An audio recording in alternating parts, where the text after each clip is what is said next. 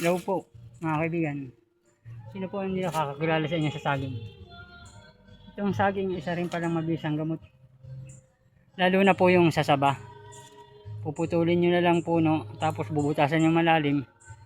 Yung pinakang sabaw pala ng puno niya, yung tubig.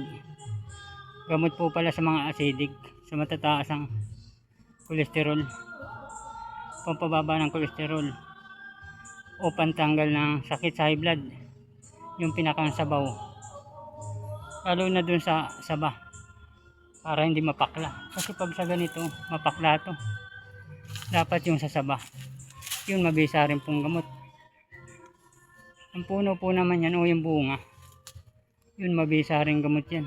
Bunga ng saba mabisa sa sakit na gutom, yun mabisang gamot, lalo na pag yung mga ganitong saging.